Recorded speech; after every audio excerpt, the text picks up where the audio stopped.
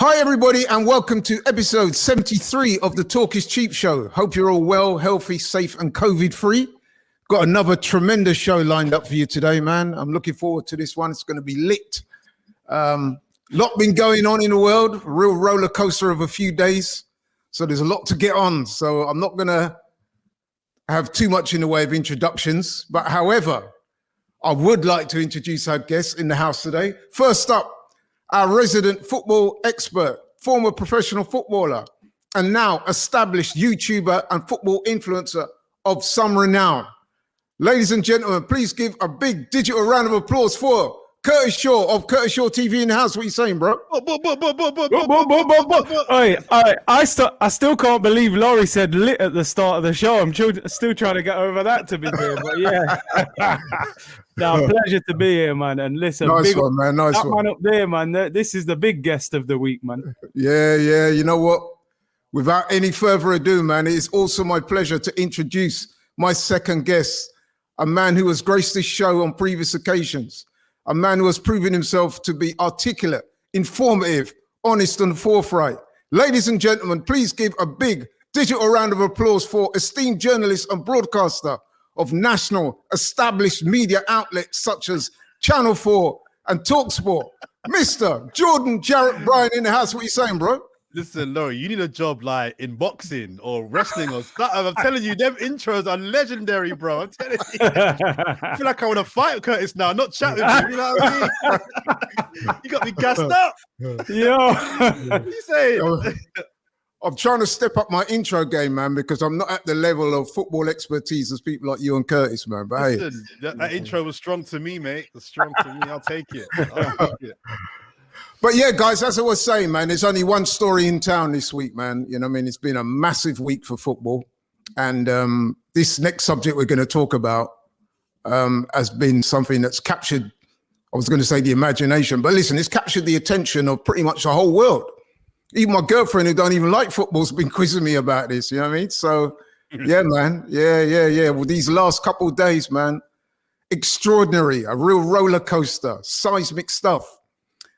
The story that rocked the football world after Arsenal's game last Sunday, details started to emerge where an announcement had been made about a European Super League involving 12 clubs, and I'll go through those clubs.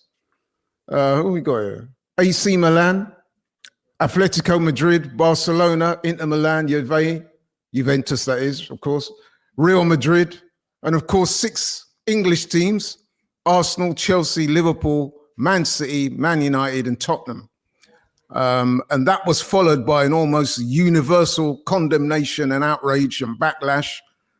Sparks, you have to say, by a certain Gary Neville who went in. He went in hard, you know what I mean? And that seemed to just sort of capture the whole kind of anger of the football fraternity, and indeed across so many other genres, you know what I mean? Like different sports were talking about it. We even had politicians, people like Boris Johnson and all types of people were weighing in, and pretty much everyone was against this stuff, man. And then after 2 days of constant pressure, the cracks started to appear. And then lo and behold, we started to hear that 1 or 2 of the clubs might be pulling out. And I think it was Man City, I think it's fair to say, was the first English club to start openly kind of putting things out there that, hey, this might not be a good thing after all. Then they pulled out. Then it would appear Chelsea pulled out. And then it's almost like the rats started to desert the sinking ship, man. So as of this moment, the proposed ESL has crumbled. A lot of people are saying it's a victory for the fans and a victory for football. We'll talk about that in a minute. But let's start with Jordan. Seismic stuff, but what was your initial thoughts? So my initial thoughts were that it was a massive, it was huge breaking news. I first heard about it Sunday about mid-afternoon, like 3 in the afternoon. I was hearing some rumors from some journalists that I know that it was happening. By 6 o'clock, I think it was out there on social media that it was happening. I was actually on my way. I was at Wembley because I was covering the semi-final between Leicester and Southampton, because the story on that day, let's not forget, was that 4,000 fans were being allowed in Wembley as part of a pilot scheme. So that was the story of the day. And then we were literally doing a piece to camera when I got told by our desk that, hang on a minute, there's a big story coming through. We're hearing about the Super League thing happening. So I was like, whoa. So I was actually working on a football story when it broke. You mentioned Gary Neville kind of triggered the whole thing off with his kind of his rants. It was on Sky. This was after the Arsenal game, I think, and before the Man United game, I think it was. Anyway, what I found funny was following Gary Neville, there was a lot of it seemed to be like it was a competition about who could be the most outraged and who could go viral bigger than Gary Neville in their reaction to the news, which I found quite pathetic. My initial reaction was that it was a bad thing. I didn't like it.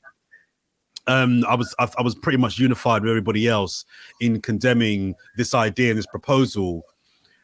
And then working on it over the next couple of days, I kind of calmed down a little bit. And I think we were all a bit emotional initially. I calmed down and I thought about it. I thought to myself, okay, actually, I'm not anti the Super League. I'll put it out there from the get-go. I'm not actually anti the Super League. What I'm anti is the way it came about and the way they tried to reconstruct what elitism and what competition is. What they're proposing is not sport for me. If there's no jeopardy, if there's no competition, that's not sport. You can call it something different, fine, but let's not call that football. That's not sport. And I didn't like the idea that you have a handful of billionaire men deciding that we're going to make this new league and we decide that these 12 clubs are so better than everybody else, they must always be on this round robin of making money. That's what I didn't like. I didn't like the model.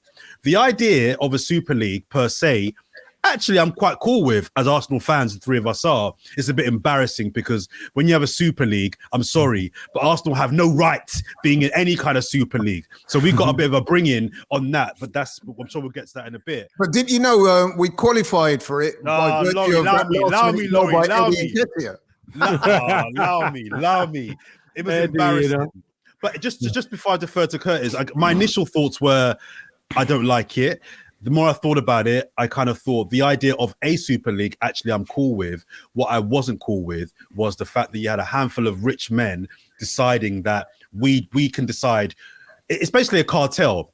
We're the gang. We want to keep the money amongst the 12 of us, and everybody else can go. And I didn't like that because that, as I said, is not competition. So didn't like it. Warmed to it. Just briefly, you mentioned the idea that it was a victory for the fans. That also was nonsense. And I hands up, I fell into that trap as well. I was at Chelsea on the Tuesday. Tuesday. Brighton. I don't know when this goes out. So on the Tuesday, they had a game against Brighton. And I fell into the trap of I was doing a live broadcast, Channel 4 News. And I was talking about, victory for the fans, fan power, yay. Actually, and let me be clear, there's not many things that I agree with John Barnes on. In fact, pretty much nothing. But he did make some interesting points about the fact that this isn't, and I agree with him, this is not a victory for the fans, because all that's happened is we've stopped a crappy fan experience getting worse. We've not actually gained anything from this. We've just stopped a bad scenario for fans getting even worse. He makes the point that most fans that are saying and celebrating, they still can't afford a ticket at the Emirates next season. They can't afford Sky. So what have the fans really won? We've just stopped a bad situation getting worse. We've not actually won anything. So this idea that the fans are behind this, I think is a bit of a myth. But again, I'll go into that later on. Well, I've got some thoughts on that about the fans. And I do think it is a bit of a victory for the fans, but I'll expand on that later. But Curtis, my man, your thoughts. I mean, I spoke to you initially after the announcement had been made, and we were both shocked. And I know you got some interesting thoughts on that yourself, not too dissimilar from what Jordan has said, whereas some people were outright 100% against it. I gather that you weren't all the way against it. So please, my brother, articulate those thoughts now for the people watching. Yeah, I mean, look, for me, I kind of think football for me as a fan, I feel has become a little bit stale. I'm going to be honest. Football is not to me what it was years ago.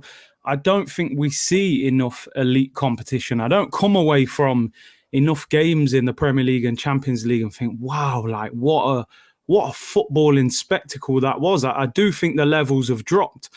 And this thing of, UEFA then were banging the drum about the fans and the fans. And, Gary Neville, like you said, he's talking about fans. But I was kind of sitting there thinking, well, hang on a minute. UEFA, who have never dealt with racism with any kind of seriousness, they've allowed financial corruption to go on in football and let certain clubs off with certain things when it's clear they were bending the rules and this, that, the other. There's been times where people have said referees have potentially cheated and stuff like that. They favour certain opposition. Then you've got Gary Neville on Sky talking about the fans. Well, hang on a minute. When Sky said we're going to charge you £15 to watch Sheffield United against Burnley in the middle of a pandemic, was Gary Neville doing 10-minute speeches on Sky then talking about this is outrageous? He didn't care. The reason he didn't care, because that £15 we were paying was paying his wages. All of a sudden, the Super League comes along, the bigger bully in the school playground. UEFA, the FA, Sky, BT, they're all panicking because their pockets are getting hit. I've never in my life heard Boris Johnson talk about football. This guy was on TV talking about court case, lawyer, solicitor. Why is that? Because the Premier League put hundreds of millions of pounds into the government's pocket. The Super League was taking power out of their hands. So to me, it wasn't necessarily that I supported the Super League because like Jordan's just said, how can the owners of the football club dictate a league and no relegation, no competition, no regard for your domestic league or the fans? It wasn't that I supported that. I just kind of looked at these other guys and thought it's like bad against worse and we've got to support bad. Now, I'm not in favor of the Super League at all. I am going to admit this, and people might be on me in the comments. Here we go. There was a little 1% of me that thought, you know what? No more Dundalk, no more Rapid Vienna, Barcelona, Real Madrid, Mbappe, all these players. But Curtis, right, we would be Dundalk. Oh, yeah, no. No, we would be Dundalk. No, but listen, but that quickly came out of my head because, like you were saying, I was thinking, you know what? We'll probably be losing 5-6-0 every week, so it's probably not that attractive. But no, listen, I'm glad that the Super League has been wiped out and doesn't look like it's going to happen. I totally agree with what you said in regards to the John Barnes statement. Again, he's somebody I don't listen to too much that brother says, but I'm a little worried that you guys are starting to align with John Barnes in his way. No, John Barnes. On football, he does talk sense. It's just on race, he's an idiot. On race, he's a madman. But for me, one thing I want to make out, if these guys, all these chairmen have sat there, apparently Florentino Perez says this has been planned for 3 years. Are you telling me they put a plan in place for 3 years, got all these clubs to sign contracts, and 200 fans outside Chelsea Stadium and a bit of uproar on social media? You're telling me that made every club say, rip up the contract? No chance. No chance. Way bigger. Yeah, you make some very salient points there. I'll tell you what I would say very briefly is that I was dead against this from the minute I heard it. Absolutely no way was I in favor of this. Aside from the obvious greed aspect, which that just screams out at the proposals, it was basically, how can we rip off the people for even more money? So, I was dead against that. But in principle, I've always thought of sport as one of the few areas in life where you can have a genuine meritocracy. I mean, I know over the years that's waned with the advent of money and more money. But at the sport's very heart is that thing that you can rise up and you can achieve and you can win things, you know what I mean? And that principle should never be forgotten, you know what I mean? And this type of thing where you just get the same old teams contesting the same trophies, it was just nonsense to me, you know what I mean? And the other thing I said to Curtis when we spoke was that, okay, you play Real Madrid this week and Juve the following week and Inter Milan the week after that, and then you've got games against the likes of Tottenham and Man City and Man United. Sounds very glamorous, but guess what? After a couple of months, you're going to get bored with that the same way you get bored with the other stuff. So I was never on it from the minute I heard about it. I thought it was nonsense. I kind of knew it would fail because the immediate opposition was just so widespread. I mean, yeah, we spoke about Gary Neville and his rant, and you know, to be fair to Gary Neville, he did kind of capture the mood, really, didn't he? He kind of set the tone going forward. Gary you know Neville, what I mean? So I'm actually going to give him credit for that.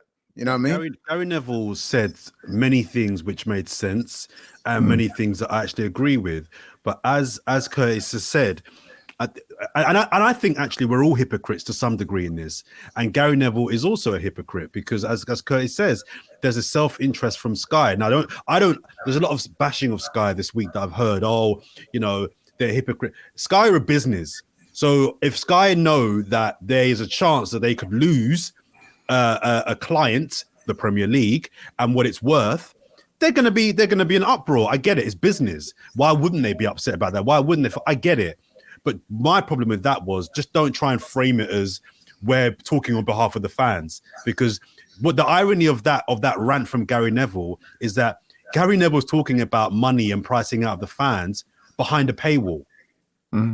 Many fans would have heard that rant because it's on Sky. They can't afford Sky. And if I can just build on a couple of Curtis's points, because unlike Arteta, I think we might agree on a lot of things here today. The first thing, the government. The government he's totally right, Curtis.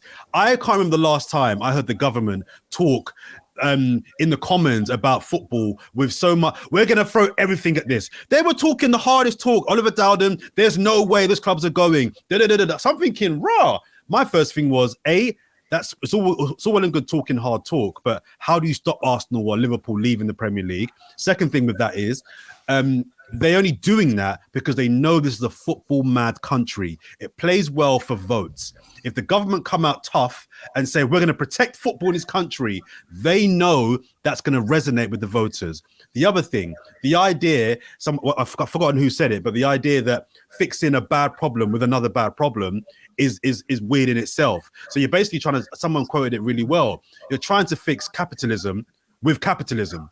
That in itself just does not work at all. And the last thing I would say to what Curtis made the point about the greed that's happening here as well is UEFA have come out of this somehow looking like the good guys. they've been positioned as the good guys in this, saving football. And I'm like, hang on a minute. Let's not have short memories. I'm going to get to this later on. Let's not have short memories. UEFA are doing what's best for them. And with the whole racism thing as well, there wasn't the same vim, as the kids now say, and the same energy as the even younger kids say when it comes to fighting things like racism and abuse. So hey, hang on a minute. I like to use that for phrasing. Okay, maybe just me there. Maybe I'm out the loop. But we've seen now, and without making this about racism, what I think is the blessing in disguise here, guys, is that they've shown their hand. They've now shown that when they care about something enough, they will move within days. Yeah. They will move within days. Not this 2-3 weeks inquiry or investigation. They can get things done in days if they care enough. So although the Super League wasn't a great episode in terms of from a fan perspective, what is revealed is when UEFA are ready, they can make change. Absolutely. And I endorse everything you said there and what Curtis said as well before about if only they'd have shown that same energy towards not just the racism, even some of the human rights issues. So, for example, the World Cup in Qatar, we've heard about a lot of the stories underpinning that. But yeah, you're right. There's no money in it. There's no money in fighting those things. That's why. Well, absolutely. Yeah. And also on the Gary Neville hypocrisy and self-interest thing, I'd called him up before previously on this show. I mean, because many shows ago, I had an issue with Gary Neville because if you recall, at the start of the COVID crisis, he was saying things on there like, how could the government even think about forcing footballers to play football at a time when people are losing their lives? Lo and behold, a couple of months later, when the Premier League announced that they were going to start making tentative steps into having football again, who was on TV commentating about it? Gary Neville. So, yeah, I do agree with you there. But going back to what I was saying, the fact that they were just going to have these 12 teams playing each other on a regular basis, and it's basically a closed shop, a cabal of the so-called top clubs. Incidentally, how can you even have a European Super League without the likes of Bayern Munich, who are arguably the best team in Europe? Okay, they might going to win the Champions League this year, but you know what I'm talking about. Over the record over the previous years would certainly put them amongst the top 12 teams. Certainly, they've got a lot more recognition to be in that than, say, Arsenal or Tottenham. So the whole thing for me was just ridiculous. But okay, we now know that the idea has been pretty much crushed. The weight of his opposition proved too much. So it's not going to happen, not for now anyway, not for the foreseeable future. But I just wanted to talk about things like going forward now. So do you think there'll be sanctions against the clubs involved, including Arsenal, of course? Curtis, let's start with you. What do you think, bro? Do you think there'll be any punishments as a result of what's happened? I mean, Florentino Perez did an interview yesterday where he was asked about it. And he said, you know, these clubs have all said they're leaving, but he said they've all put pen to paper. So he said it's all right putting out a statement saying we've left. But he said there's a contract there, and he said charge their ass. He's going to sue every one of them English clubs. They're all going to. And who do you think Stan Kroenke is going to make pay for that? It's going to be us. So we're saying moral victory. There's at least probably another 10 training kits coming out this season that will be to pay for that. Stan Kroenke, that player's pay cut that he was proposing earlier in the year when he had a little falling out with Ozil, don't you never know that might be coming back. But Jordan, what's your thoughts on that, bro? Do you think there'll be punishments, sanctions? I don't think they will, and I don't know if I think they should. I don't know to answer the question. But as Curtis says, if I'm Florentino Perez, I hope they get stung. I hope he charges all 12 clubs because, as you said earlier on, Curtis mentioned 3 years of this in the work. This is actually 10 years. This has been in the works for a decade. And I don't think this is over. This is not over. This is not over. So I think that there's no way that those clubs could sign up to something as big as this and just walk away from it. Like, you know, I've changed our mind. I think they're going to be charged, not charged, sued a lot of money, and they should. They should. And as Curtis says, I hate agreeing with Curtis, but that's 8 times now I've agreed with Curtis. I think he's right. I think that the people that are going to be made to pay for that are going to be the fans. That I don't buy Arsenal gear anymore, which hurts me because I think actually there's one table that Arsenal would top. It'd be the football fashion table. There's one thing Arsenal do well. They make some good kits and good clothing. I ain't gonna lie. And I really want to buy some Arsenal stuff, but I can't because what am I buying? Am I buying it just because it looks great, or am I buying into Arsenal? And I see it as if I were an Arsenal top, I'm representing Arsenal. And some fans can differentiate between the club and their love, and that's fine. I can't. If I'm wearing the Arsenal top, I'm buying into Arsenal. And right now, and listen, I'll be real. I do some work for Arsenal. So full disclosure, I do some work for Arsenal. It's work in the community that's trying to change things on a community level. But I don't want to seem like a full hypocrite here because I do work for Arsenal. So full disclosure. But from a public facing point of view, wearing stuff and buying stuff, I can't do it. And I think that Arsenal, the bill that I think Perez will put on those clubs, including Arsenal, will funnel down to the fans once again. So I think the fans need to be very, very careful about, you know, hailing this some kind of moral victory because these guys are businessmen and billionaires for a reason. They're not stupid men. These are not stupid people. They don't just walk away from a deal within 48 hours unless they're benefiting from it in some way. So I don't buy this idea. We heard the fans uproar and we thought, oh no, we can't do this. I don't give a damn. You think they really care that Liverpool fans put a few banners up? Do you think they really care that Arsenal fans were outside the Emirates, all 50 of them? Do you think they really care about that? They don't care about the fans. No, I think I do agree with you. I think they're hard-nosed businessmen. They went into this knowing what they were doing, despite all these sort of glib and sort of insincere apologies that all these clubs are putting out now. They knew full well what they were doing. I do genuinely think, however, that they underestimated the backlash against them. And that sort of segues nicely onto what I was going to come on to next, because one of the kind of interesting things of the fallout of all this is that the clubs are now facing real opposition from the fans in the way they run their business and the way they run their clubs. And one of the clubs that's coming under the most scrutiny, it would appear, is our own Arsenal. I know there are plans this week for a protest That's going to take place before the game against Everton. And from what I'm hearing, and the boys at AFTV will back me up on this, it could be more than just 50 people, man. You know what I mean? So it looks like there's going to be a bit of a backlash against Kroenke. But here's the thing, Laurie. Yeah, I don't want to bash Arsenal fans because I do that a lot, but I do it because I love them and I want us to do better. But my issue is short-term memories.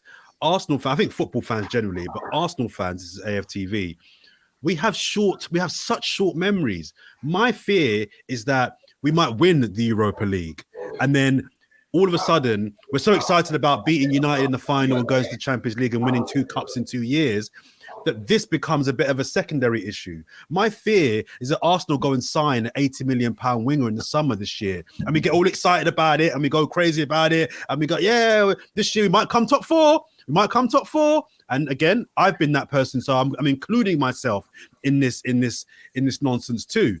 My fear is that we forget very, very quickly. We make up noise now, stand Kroenke out. I've got to big up our colleague and friend here, Turkish, because for the longest, his agenda, whether we win the FA Cup or lose to Burnley, his agenda is central and consistent.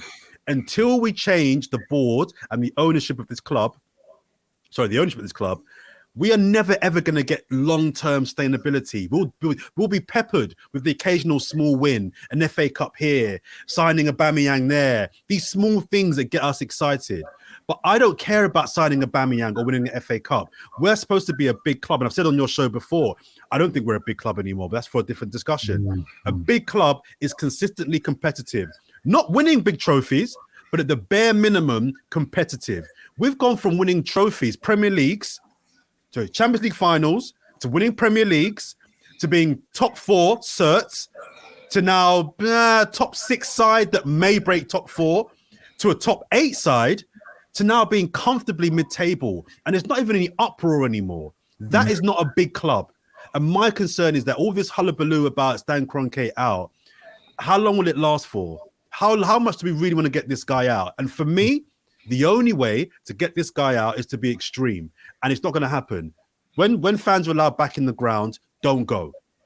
When the kit comes out, don't buy it. We know fans will buy it. I'm not naive. We will buy it. But that is the only way he will listen to the fan base. And are we prepared to do that? I'm not sure. Well, the interest, I hear what you say and I endorse a lot of it. I do agree with a lot of it. However, I do genuinely feel just by some of the stuff on social media, talking to different people, watching the TV, listening to the radio phone-ins and all the rest of it, I'm getting the distinct feeling now that out of all this, there seems to be a catalyst for change.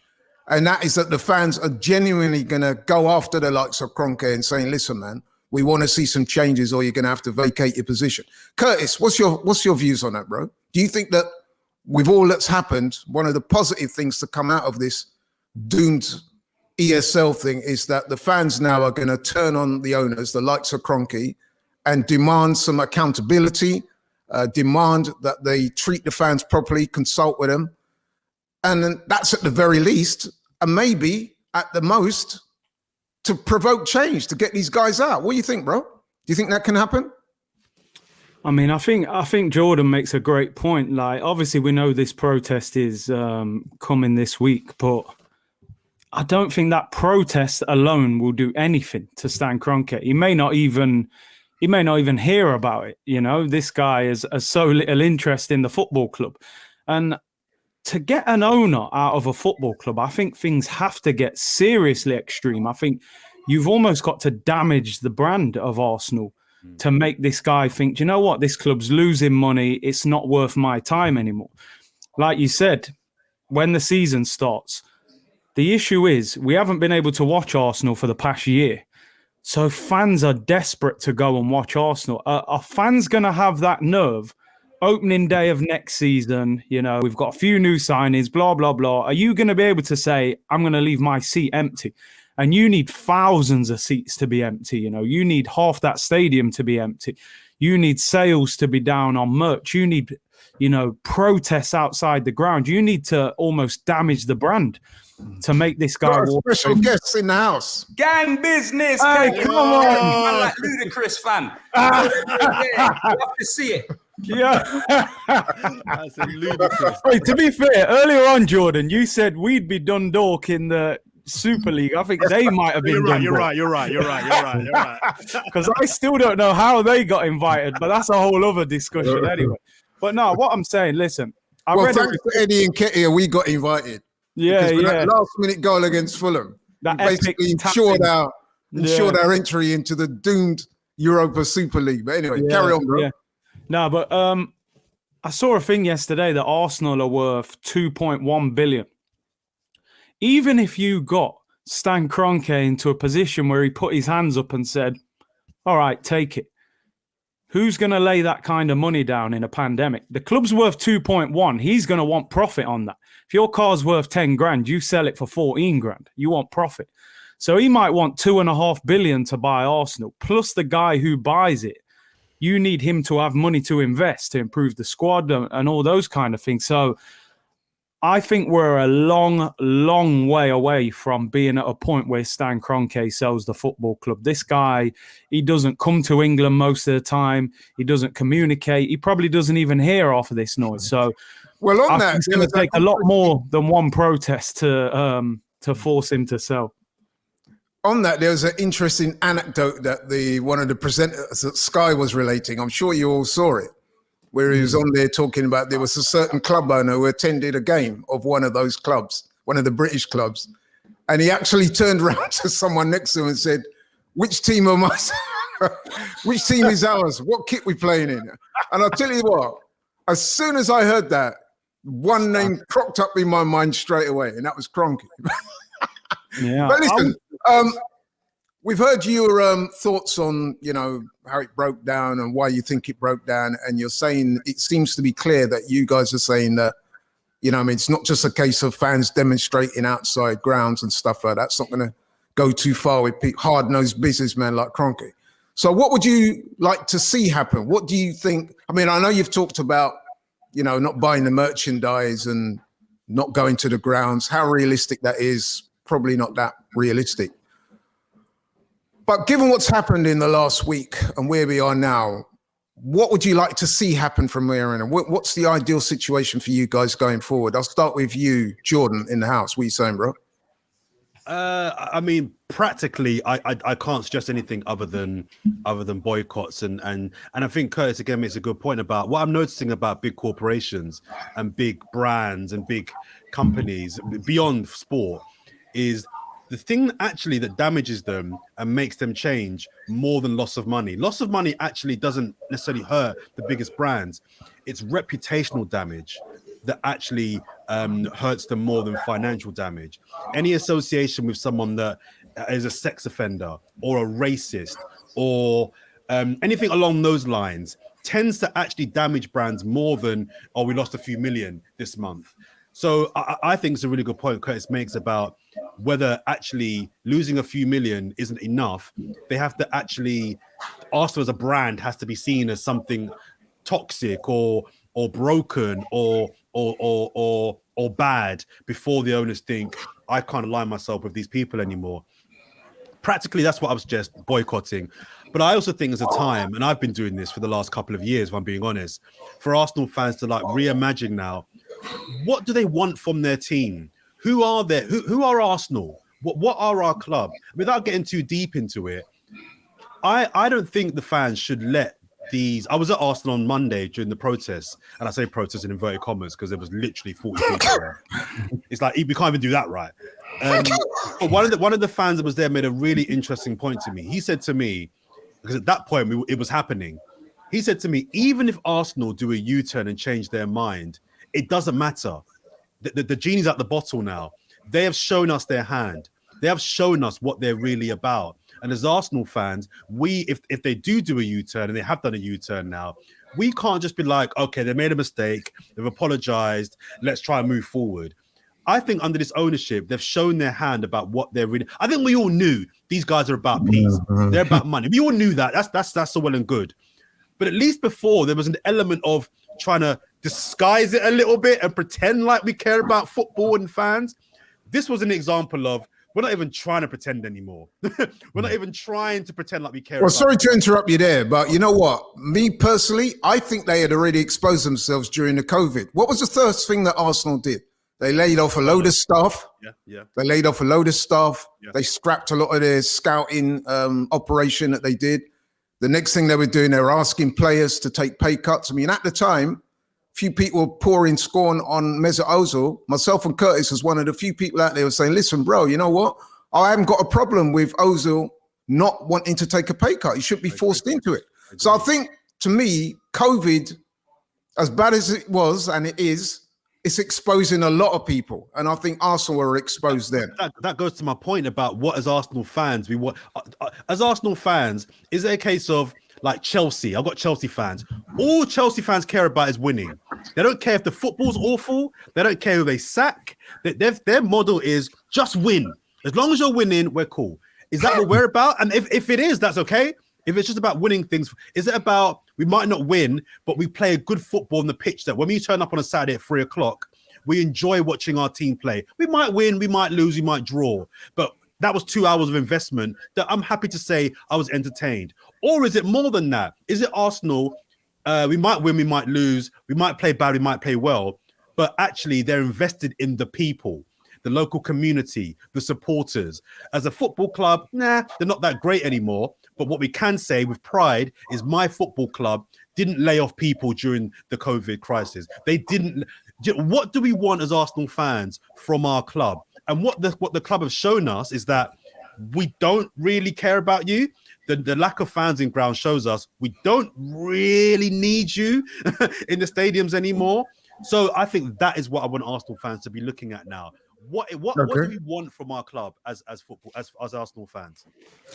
Okay, thanks, bro. Well said, well articulated, and agree with a lot of what you said there. Curtis, my man, what's your thoughts? What do you see as the practical steps forward, and what would you like to see the fans do and whoever in order to try and put these situations right?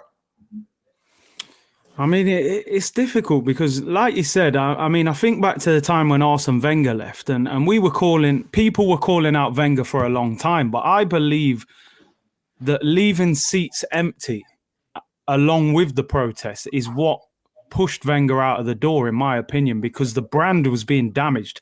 Sponsors would look at that and think, Arsenal has had all this stability over the years. They've had the same manager. Things have been pretty steady there. Now it looks a bit volatile there. You know what I mean? Seats are empty. You're not making the money. The fans are protesting. I think Wenger got nudged out the door like, listen, it's time to go now. I think with Stan, that's a lot more difficult because he's at the top of the ladder. You know, Wenger always had a boss. Stan Kroenke doesn't have a boss at Arsenal.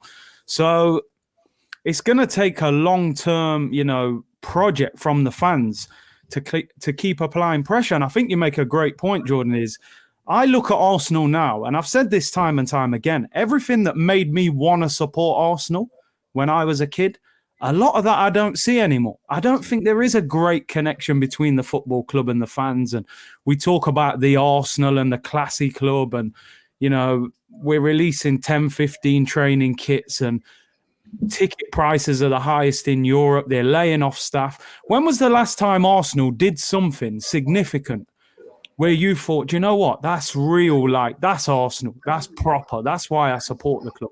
They put a tweet out to Claude, which I thought was good. I respected them for that. But over a long period of time, I think the distance between the fans and the club in general has become bigger and bigger. And I would say if we don't win the Europa League this year, we're finishing maybe 9th, 10th, winning no trophy. I would say, this is probably one of the lowest points we've seen with Arsenal in the last 20, 25 years. So I think it needs to be completely broken down again and kind of rebuilt. But like we said, the problem is, and you made the great point again, if we win that Europa League, naturally as fans, we're going to get caught up in the hysteria of it. Oh my God, we've won a European trophy. We're back in the Champions League. You'll start seeing newspaper reports all over the place. We're going to sign Dybala. We're going to sign Zaha. We're going, We'll be linked with all these players. The kits will come out. and we're back to square one. And the owner will quietly just stay in the background, and the protests will calm down. So this energy that we've got towards the owner, it has to continue no matter what happens in that Europa League competition. Thanks, bro. I think just super briefly, I think the question that needs to be asked, and it's kind of going back to the Super League chat, is can mass wealth and the romanticism and the heritage of football coexist? Or is it one or the other? Is it a case of if you're going to have billionaire owners that are going to bring you the best players in the world, the best stadium in the world, the best managers in the world, and you're going to win things, but we are paying for it and there's no connection? Or is it a case of, okay, our owner's not very, very rich, but we feel like we're connected to our football club still. We don't win anything anymore, but I feel like the Arsenal is my Arsenal. I don't know what the answer is for that question, but I think that is the question that came out of the Super League chat. Because I've got no issue with businessmen making money. I don't mind Stan Kroenke making money. It's his business. I don't mind him making money, but can you make money and give us a football team that we're proud of watching on 3 o'clock on a Saturday? And I'm wondering if the two things can coexist. Thank you, bros. Very powerful words there and some excellent points raised. I'd just like to finish off very briefly before we finish this particular part of the show, is to say, listen, I feel, and this is my personal feeling, that the way things have transpired over the last few days is that we are now in an unusual situation as Arsenal fans, is that we have actually got our foot on Stan Kroenke's neck, right? And now it's time for us to really try and organize and set an agenda. But do we? Do we have our foot on his neck? Metaphorically, I think we do have. Put it this way: we are in a position now, a stronger position now than ever before. I think to really go after this guy and say, "Listen, man, you know what I mean? You've let the fans down. You've let the club down. From here on in, we want to know what's going down, man. We want to be consulted. We want some real supporters' rights going on. And I think that now is the time to really put the pressure on, bro." We're presuming he cares. That all makes sense, Laurie, if he cares. If you care about something or some people, when things go badly wrong, you've messed up, you make changes. If you don't care, then it doesn't. If I don't care about what you think about me, why would I change my ways? Yeah, well, what I'm saying is if we can invoke a strength of feeling amongst the fans, we can organize, carrying on from what both of you two guys have said.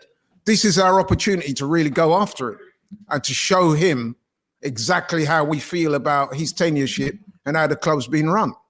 And I think that this could be a catalyst for change. I'm trying to be as positive as I can. No, I know you will. So we'll see how it plays out. But I genuinely think this could be a catalyst for some change. So that I think will happen at the very least, as long as the fans organize themselves and keep consistent, like you were saying. But okay, guys, thanks very much on your thoughts on that. I mean, like I said, man, it was a seismic story. So I've got no apologies in taking so long in discussing this. This is really integral to the game, really, the relationship between fans and the hierarchy of their football clubs. So we'll see how it plays out. But whoops, getting excited, aren't I? But yeah, to get back to the football issues, man, the football, right? So games since the last show, I'm not going to speak too much on this, man, because the less said about that performance against Fulham, the better. I mean, I'll sum it up very briefly. It was a 1-1 draw. Fulham, I don't know how they managed to do it, but they went ahead via a dubious penalty, which they converted in the 59th minute. And then later on, as I've been joking about earlier, Eddie Nketiah pops up with a last-minute goal and triggered off some real wild, a lot of people say over-the-top celebrations. But you know what? Maybe it's because Eddie knew that him scoring that goal would allow us to qualify for the European Super League. So on reflection, I could see why him and the rest of the team, rather than run back to the centre, they were so excited, but hey. Can I just say, that, 'cause I've been on your show enough times now, and I've more time than not, we're talking about Mikel Arteta, and you know that I'm a big supporter of his. And as I've always said, I've got no bond with this guy. I've always said I would back him. I think he should stay. Rare. The last couple of months, my view now is, because the league's done, we can't come higher than ninth. The team I think it's Villa in ninth. we're not catching Villa. Points wise, we can. We'd have to win 5 games in a row. That ain't happening. So 9th downwards is where we're going to finish. Unless he wins the Europa League, I think he has to go. Can you just repeat that, Jordan? I didn't quite hear that. Oh my days! If Arsenal, just to prove my point that I'll back him and he's my guy, but I don't think in season 2, albeit the first year was half a year, it's acceptable for I don't care who you are to be the Arsenal manager and finish 10th and get knocked out of the semis or final of the Europa League. I think he has to get to at least the final. At least get to the final. Anything less than the final, I think. I won't be saying for him to be sacked, but I won't be defending him. If he is sacked, I won't be in uproar about it because I just feel this has been a really bad. Like I said earlier on, we are 10th, and there's no noise about it anymore. It's just like, Well, we're actually 9th, but yeah, 8th, 9th, 10th, 12th, 11th. I mean, it's Same shabby. rubbish. So I wanted to make that clear because I know you guys think I've got some Arteta agenda, and I'm like, no, I'm fair. If you do well, you know what? I actually respect the fact that you were one of the first people to, endorse. In fact, no, I wouldn't even say endorse. You were proposing that he get the job before he even got it. I remember speaking to you, and I'm going to give you credit for that because what I got a little irritated about was some of the Johnny-come-latelys who were saying, I always wanted Arteta, captain of the club, legend. Yeah, come on, bro. As I've said many times on the show before, people were having a go at me and Curtis for saying we would take Mourinho, and in the light of what happened, they're going to have a laugh at us. Yeah, hey, it's all good, man.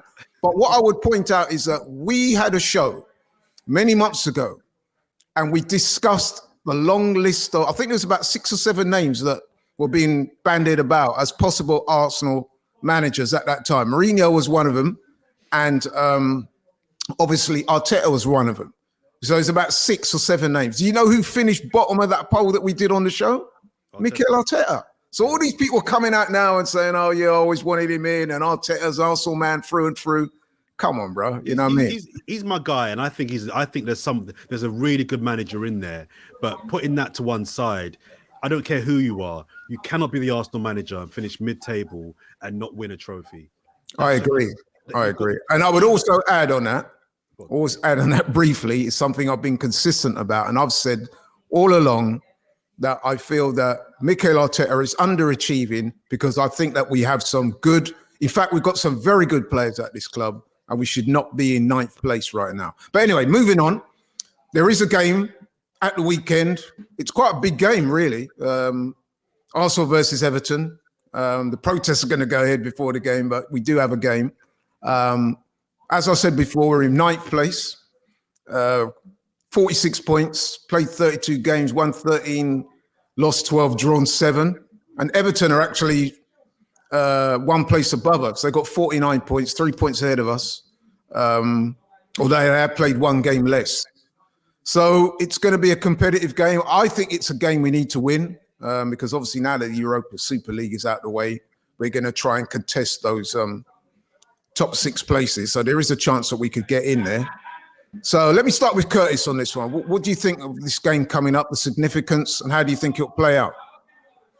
I mean, do you know what? And I hope this isn't taken the wrong way, but I actually don't think it is a big game. I got to be honest. I think, to me now, looking at our situation now, we got no Lacazette. Obviously, Tierney's out, Louise is out, Aubameyang and Odegaard are on their way back, but still not fully fit. To me, I think protecting the players for Thursday is bigger than necessarily going all out to win this game. Obviously, every game that Arsenal play in, they should try and win, and we're going to try and win it, of course. But if we were to win this game and say Thomas Partey got injured, I think that's a way worse situation than Arsenal dropping points in this game. Let's be honest. Our season is riding on what happens in Europe. If we were to get knocked out in Europe and win the next 5 games in the Premier League, it would still be a terrible season. I actually wouldn't. I'm not even sure if I'd pick a full strength team for this. Honestly, I'm not. I think we don't have a full strength team because we've got about 6 injuries. Yeah, we got a lot of injuries, but I just think we need to protect certain players. in certain positions where we're a little bit short. Thomas Partey is one that springs to mind because without him in our midfield is a disaster. You know, I call it the Chuckle Brothers when he's not there. You know what I'm saying? So, listen, it's Everton at home. If we win, I mean, can we even move up one place if we win? I'm not sure if we can. Like, to me, it's preparation for Thursday. I'd like to see Martinelli given a chance. I'd like to see Balogun involved. But to me, I'm not even sure if I'd go full strength. Honestly, I'm not. I think Thursday, our whole season is Europa League now. Premier League are just tick over games for me. Of course, I want the team to win, but I think the protest is a bigger thing than the actual game. I honestly do. So yeah, Wow. I hope we win, but I don't think it is a big game.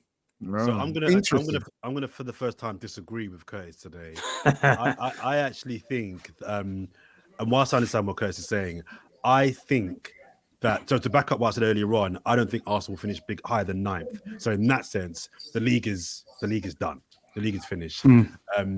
And the logic being that you have a chance of winning a cup, getting back into Champions League, want your best players for that game. I get it. But I think if, as I'm told by many Arsenal fans, we are a big club, the mentality of a big club is you try to win every single game. And I'm not one of these people that also believes in resting players for the game after the next game. I'm a big believer in deal with this game first and then worry about that game later on. Now, if you get an injury to your key player, especially as we're so thin on players at the moment as it is in certain areas, that's a really, really bad look ahead of the Villarreal game. But I'm always hesitant about looking 2 games ahead. I think elite teams and elite players, I think, work on momentum as well. And it's about, if we can get a good result and a good performance against Everton, that could be valuable in the Villarreal game. But again, to Curtis's point, I get the fact that you might lose a player or 2 in that Everton game. But I personally would, I don't know about full strength, but I would go for it in a way that I'd try to win the game as if it has something on it. Because I think that mentality needs to be seeped into the players, that every game has to mean something. Yeah, you know what? Well said, Jordan. I agree with you, and I'm going to have to disagree with my good friend and homie Curtis on that one. No, I mean, me and Curtis have spoken about this before. We do slightly differ on that type of stance because I'm old school, and I kind of think that in sports, you can't turn form on and off like a tap. And indeed, we saw in the Fulham game where he made a number of changes and it didn't work out. And we saw a very drab, mediocre performance. And I'm worried about having too many of them going into this massive game against Villarreal. I'm a big believer in you want to go into these big games on the back of some good results and at least playing with a settled, consistent lineup that everybody knows what they're doing and what their roles are. So you've got some established format going into that game. When you keep making changes and playing weakened sides, and then you see capricious performances up and down, I don't think we're good enough to do that. I agree. And even City don't do that. That's the point. We're not good enough to do that. We're not. I would gamble on a good team playing and trying to win that game. Absolutely. The fact that you may get an injury, but I would gamble. I think form. And I accept that injuries are an occupational hazard. I mean, we saw what happened to Lacazette last week, but that's just a byproduct of football. I don't think you should keep changing around teams and wrapping players in cotton wool. Maybe the odd 1 or 2, yes, but not wholesale changes. And then what you tend to find off the back of that is inconsistent performances.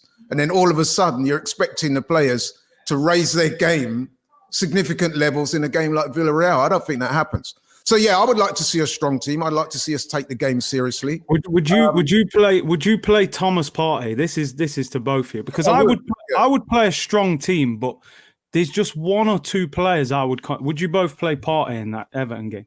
I would. I mean, it would probably necessitate a honest conversation between Mikel Arteta and the player, where he says, listen, do you think your body can hold up to 2 games in 4 or 5 days?